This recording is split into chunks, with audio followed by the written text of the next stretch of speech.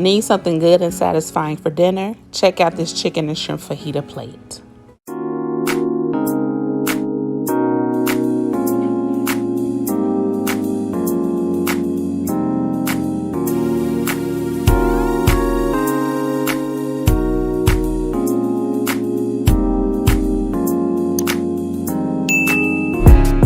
So the first thing you want to do is start on the potatoes. I peeled about 7 large potatoes, got my water boiling. I just have some salt in my water and I let my potatoes start to cook while I started to prep my meats. So for my shrimp, I went and peeled the shell off of the shrimp, but I did leave the tails on because I just like the way they look. They give us a nice presentation on the plate. And then for my seasonings, I heavily seasoned with some fajita seasoning, some coarse ground black pepper, Old Bay, lemon pepper, garlic powder, and onion powder. To my bowl, I did add a little bit of olive oil and I did add a little bit more garlic powder. I just wanted to make sure that the flavors were there. Once that's done, you want to go in and get those seasonings nice and thoroughly blended through your shrimp. Give them a nice mix. And then we're going to put these on some shish kebab sticks. Well, some skewers. I'm sorry, not shish kebab sticks, but whatever you want to call them, shoot. Some skewers, but make sure that you soak those skewers in water for about 45 minutes to an hour because you do not want them to burn once we put them on the grill. But there they go, all plated and ready to go. And then I went and I prepped my chicken breast. Now you can leave your chicken breast whole, but I don't like a big thick chicken breast, and then it only has seasoning on the outside, so the inside is pretty bland. I like mine to be a little bit more thin. I don't really want to splatter them out and beat them with the mallet to flatten them, so I just kind of sliced them into about, maybe like a third per chicken breast, 3 slices. Also helps stretch the meat out a bit. But once I got my chicken breast nice and sliced, I went and I seasoned them. So I went in with some more of that fajita seasoning. Remember, this is a chicken and shrimp fajita dish, so we do want the taste of the flavor of the fajita to come through. To that, I did also add some onion powder, garlic powder, paprika, some Badia complete seasoning, and some crushed red pepper. Once all of your seasonings are there, you're going to flip it, do the same thing to the other side, and then we're going to go and rub that seasoning into our chicken breast.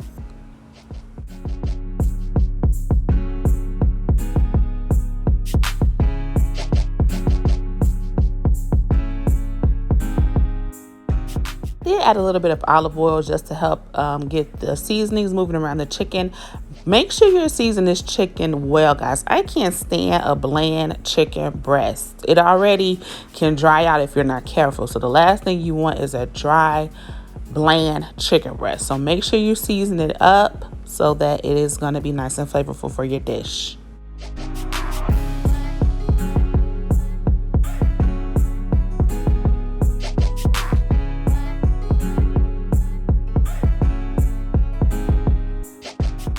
Now that's what you call a rub down. Rub it down, massage it into that chicken breast.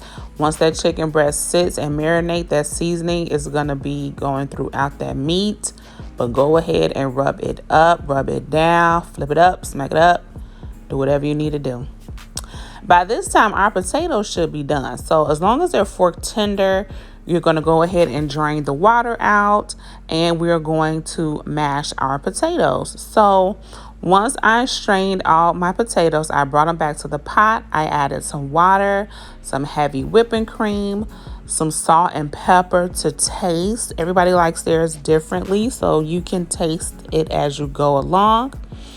Once you get that in there, go ahead and start breaking it up. I have my little rubber whisk so I can get my potatoes started. And then you want to slowly add your liquid because you don't want the potatoes to be soupy. So kind of just, slowly add your liquid. You can always add more liquid, but once you've added too much liquid, there is no turning back. And then to kick up the flavor a bit, this Borson garlic and herb cream cheese is really good for your potatoes. I added some of that in there and a little bit more of the heavy whipping cream just so I can get to the desired consistency that I like. I like mine whipped, but I do want them to have some thickness to them. So I'm not going to make them too thin, but they're not going to be really stiff either. So just kind of play along with the cream and the salt and pepper until it gets to the desired consistency that you like. And then once they're all set, we can move on to the next step.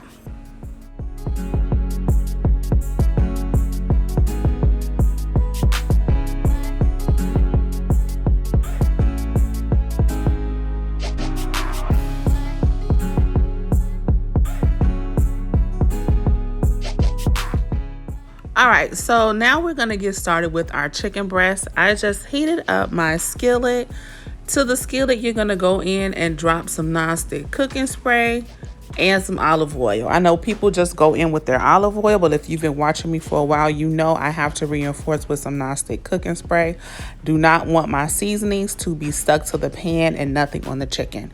Drop your chicken breast in. You're gonna cook about 3 to 4 minutes each side. And then we're going to flip and do the same thing to the other side. Once the chicken is just about done, we're going to drop some butter because we are going to use those drippings to help create our sauce. And the butter just adds more flavor to the chicken and helps to start developing the sauce. Once your chicken is done, because I am doing several batches, I am going to put it on a plate, cover it with some foil because it is going to keep the chicken moist and it's going to keep it warm while we cook the rest of the chicken. So before I added my other chicken, I just went in with a little bit more olive oil.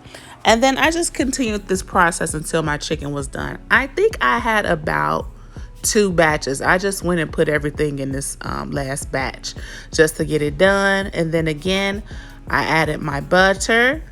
You're going to do the same thing. Go ahead and flip it over to the other side, 3 to 4 minutes each side. And then once our chicken breast is done, we'll move on to the next step. All right, so to make this dish come together, we're going to have to do some multitasking here. So I'm going to get my pan started from my asparagus. I have my cast iron skillet. I went and dropped some butter, some rough chopped fresh garlic. As you can see, we still have our chicken cooking. While that's going on and finishing out, I went in and I dropped my asparagus. The rest of the things that we need to cook are gonna go really fast, so I don't want my food sitting around. Want everything to kind of get done at the same time. So we are going to go ahead and balance out this oven and we're gonna get almost every hour cooking. So once I dropped my asparagus, I just went and I seasoned with some salt and pepper to get everything going. And we are going to add a little bit of water just to kind of steam the asparagus a bit and to keep the garlic from overcooking. So you just add a little bit of water to the bottom of the pan, and then I went in with some chicken bouillon. The chicken bouillon gives it a nice flavor.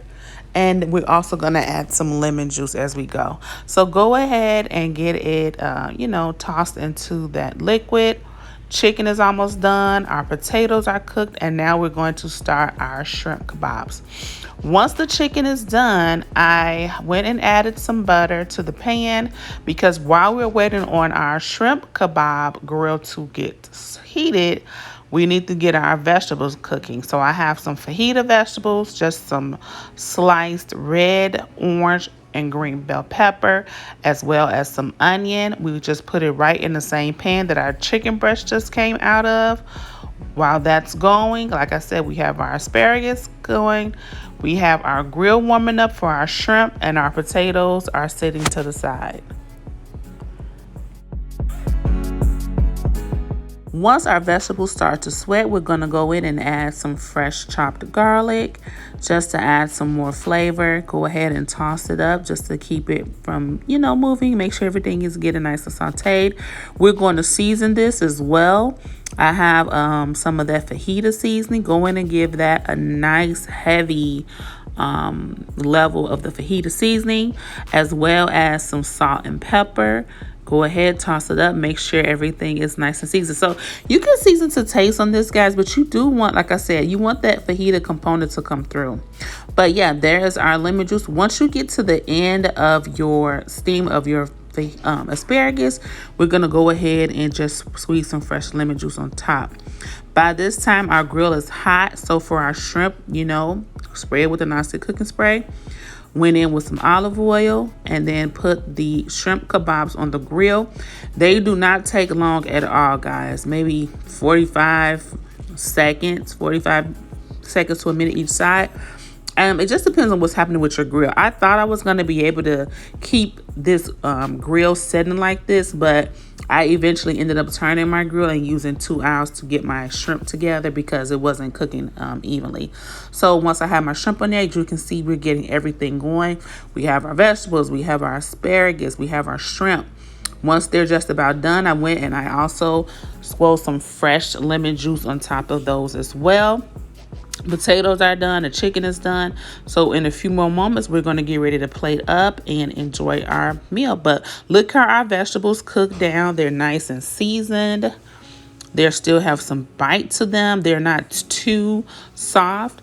But we're also going to make a little sauce. So I took some of the vegetables out. And we're going to leave just a little bit behind for our sauce. But I didn't want all of the vegetables submerged in this cream sauce. So we took about 80% of the vegetables out of the pan. So the pan that still has some vegetables in there, we're going to go in with some heavy whipping cream. And then we're going to season this as well. So just kind of season to taste with your salt and pepper, your fajita seasoning. You don't want it too strong because remember, we do have flavors coming from our chicken, from our shrimp, and from our other seasoned vegetables, but you don't want the sauce to just be bland. So I went in with the same thing, some fajita seasoning and a little bit of salt and pepper.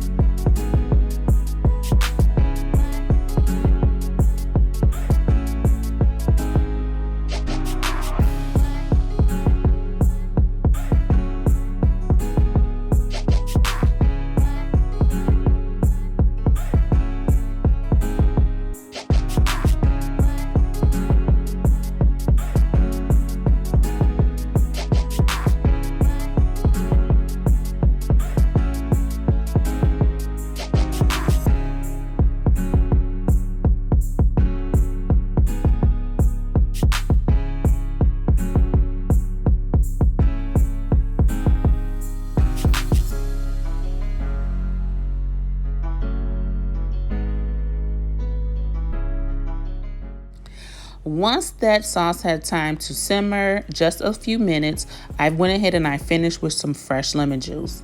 To get ready to plate, I put some of my mashed potatoes down, some shredded cheddar jack and pepper jack cheese. And then don't worry about melting the cheese because that hot chicken and shrimp and that sauce is going to go ahead and melt that cheese.